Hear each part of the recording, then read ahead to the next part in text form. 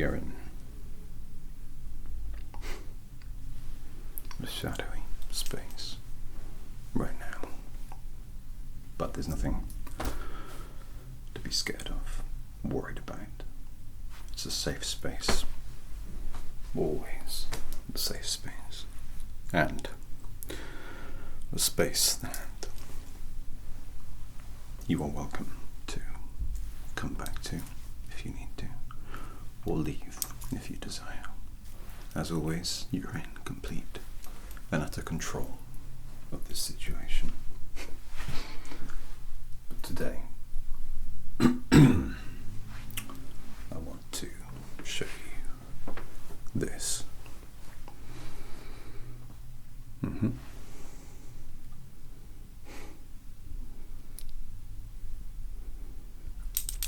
It's 1 yen.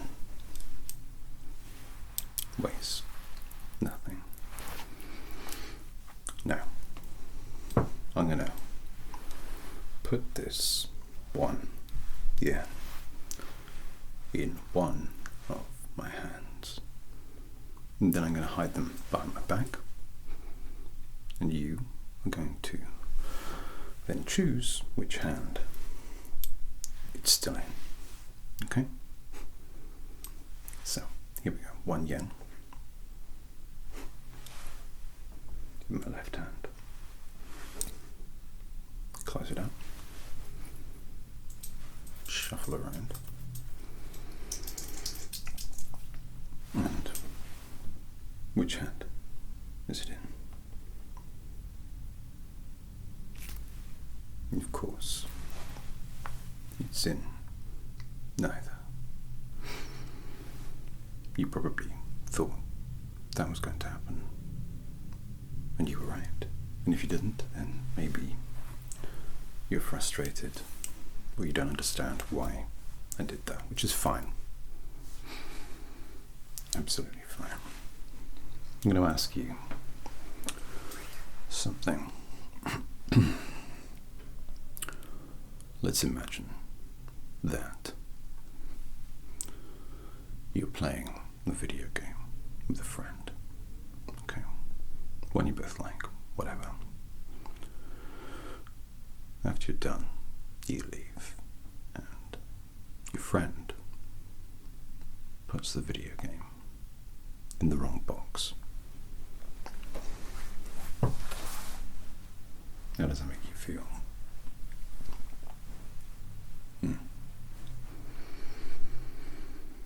Well, it's understandable.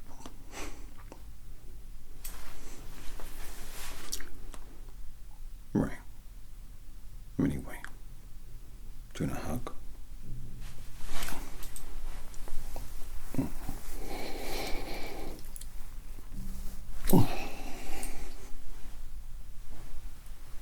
So we're going to talk about the big A.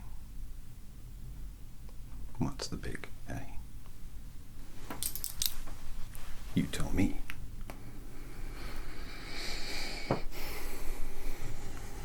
The big A is asking.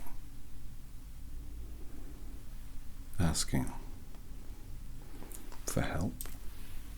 Asking how someone feels. Asking where someone is. Or asking who someone is. A is for ask. Now, the first person we have to ask for things is ourselves. So, I want you to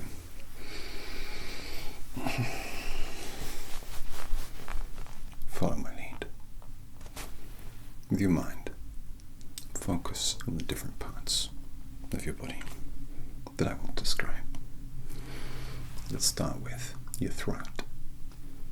Recognize your throat, where it is physically on your body, how it feels. Is it tense? Is it loose? Is it tight? Now move to your shoulders. Concentrate on your shoulders. Maybe give them a little roll like that. Ask yourself, How do your shoulders feel? Where are they on your body? Do they ache? Are they loose? Are they tight?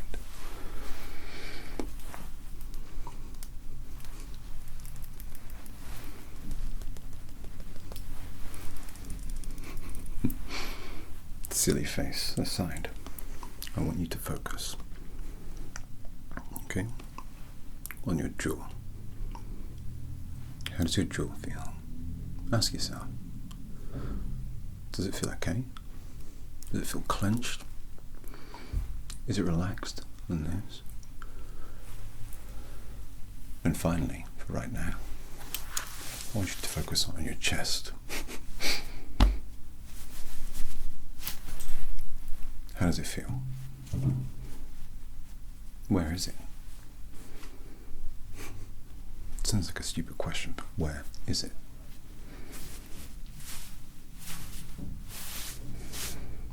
Alright. Now,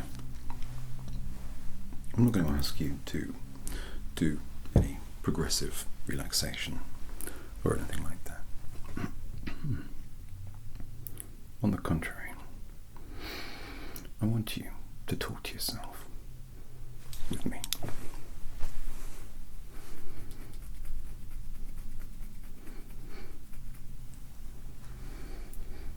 I want you to remember what you were doing. Sorry about the big throat. Remember what you were doing the last time you were having fun. Okay. Could be a video game. Could be eating. Could be watching ASMR. Could be spending time with someone close to you or a loved one. Could be kissing. Or it could be working out. Anything that made you feel good or feel happy. Okay? Now, I want you to remember that event. Recall it. Whatever it was. Don't tell me. I don't want to know. And then I want you to tell me where you felt that in your body. Okay? So think about the thing you were doing that made you happy. And then ask yourself where in your body you felt it. It could just be in your bonds, in your noggin. Could be in your third heart. Sometimes we feel things in our jaw, in our neck. We carry stress in the jaw. We carry words in our neck. Stress, weight on our shoulders. And we carry a lot of things on our chest too. We play our cards close to our chest. You can feel things in loads of different places. And sometimes it can be difficult to work out where those feelings are coming from. For some people it's easy. And if you've already said, well, I was playing a video game and it released, serotonin in my brain, which made me happy, or dopamine, whatever. Great. But that's not just how you felt, that's your body's reaction to the stimulus that you felt, how it made you feel, and other things like that. But now what I want you to do, and it's important to do, is ask yourself why you felt like that. We don't ask ourselves questions a lot. A lot of the time, if we feel a certain way, we take it for granted that we feel that way and just roll with it. And we assume that that is how we felt. Well, I was laughing, so I must have been happy. Or I was crying, so I must have been sad. But emotions aren't, married to their outward portrayal of them. They can be exclusive to one another, and they can be mutual. You might cry if you're happy, or you might laugh if you're sad. And that's fine. But this is why we sometimes get confused, in my opinion. And so, sometimes it's just helpful to ask yourself how you felt, why you felt, where you felt. And then sometimes you answer yourself and you gain a bit better understanding of yourself and what makes you tick. Okay? Now, I said a number of things at the start with this that I don't remember. It's just not the way I roll. I didn't plan this. Something to do with bananas or 1 yen or something. I don't know. But now,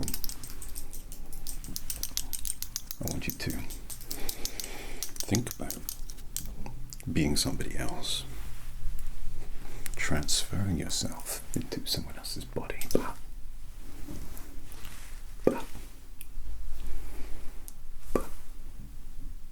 It's easy to do when you know how.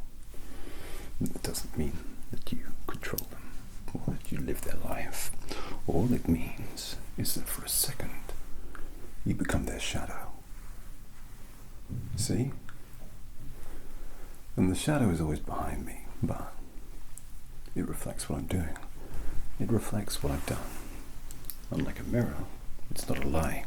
It's a true representation of me as and when I am. But the most important thing is that when you understand someone, you can be them.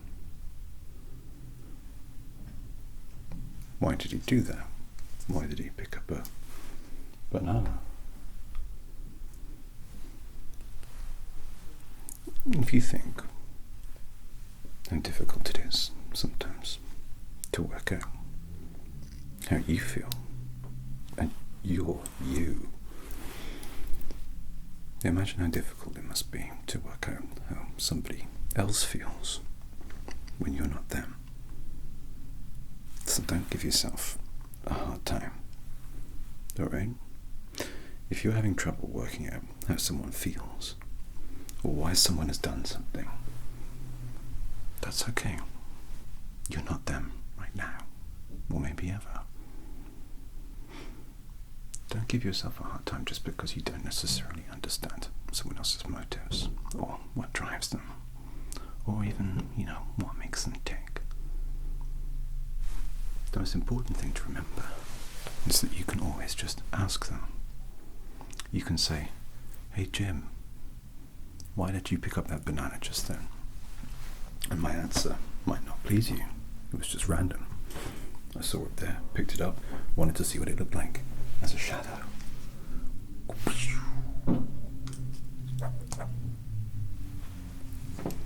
But more to the point, that's an answer that you could have spent hours aggravating over, trying to work out, trying to understand my motive. Why did he do it? Why did he pick up the banana? Was he upset with me?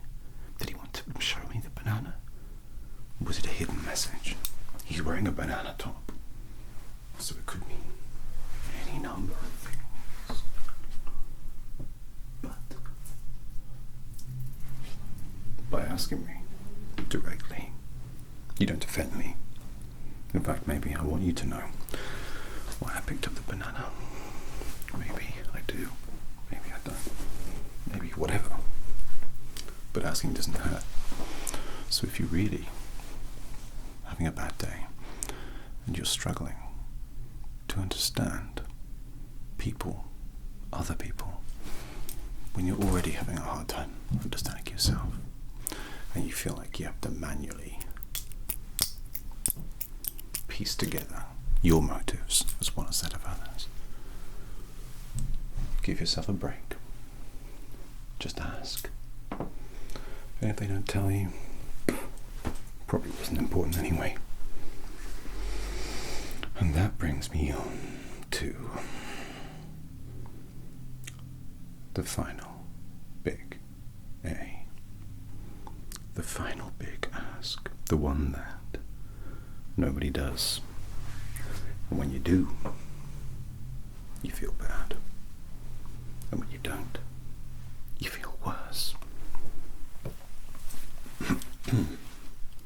asking for help. We're all guilty of it. We know it's a good idea. We know that maybe we're overwhelmed, or that it would just make a difference to our day if they didn't start up and drive that really loud van outside. But what would make the difference is asking for help. You, because you're an empathetic, logical person, you would encourage anyone else in the world to ask for help. You would say to your friend, just ask for help. You can ask me for help. I'm here for you all the time. Just ask me. Why didn't you ask me for help?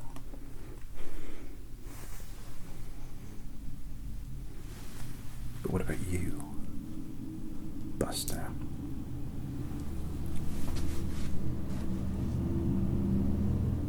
You hearing this? Sorry. What about you? So quick to help others. So fast to give advice. Who looks after you? Well, one of the main differences between people who get help and people who don't is asking for it. People ask in different ways. People ask by showing up. People ask by being there. People ask through their acts, their words, messages. Some people don't ask at all. I'm guilty of it. I'm guilty of expecting people to know how I feel without me telling them. I'm guilty of taking on too much, not asking for clemency or asking for a break. And I'm guilty of not asking for help when I really, really need it.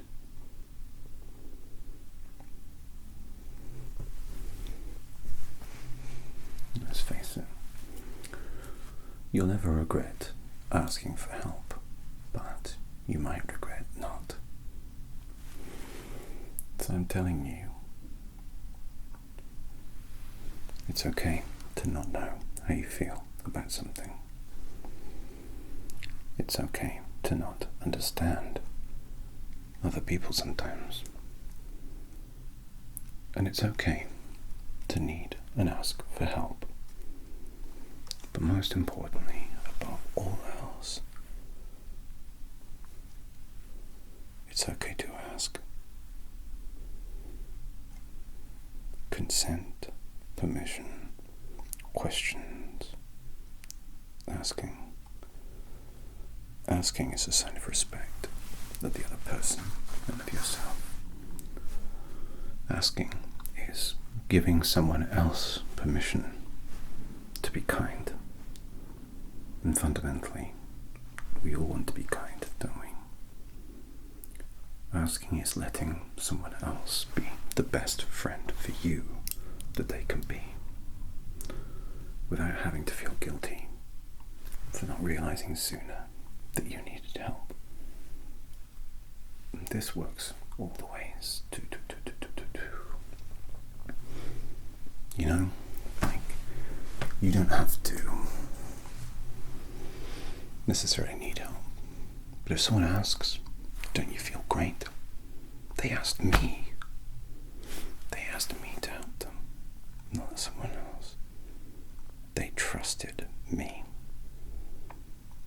And it makes you feel valid. It makes you feel needed. It makes you feel wanted. And all anyone wants, when it comes down to it, is love, affection, and the need to feel needed. So, 1 yen, pretty much valueless. Magic, please. I'm going to keep going. 1 yen. This 1 yen piece is yours, if you can tell me which hand it's in. I put it in my right hand this time. I close my palms, put them behind my back.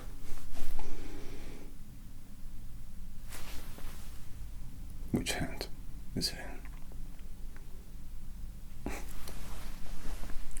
All you have to do, if you want to know for sure, is ask.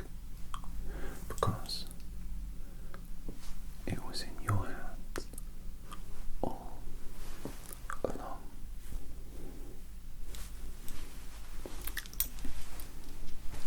Now, hug.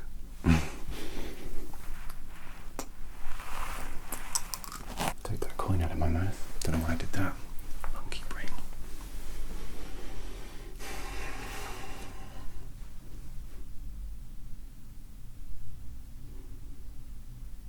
Thank you for your time. Now, it is time for me to become one with the shadows once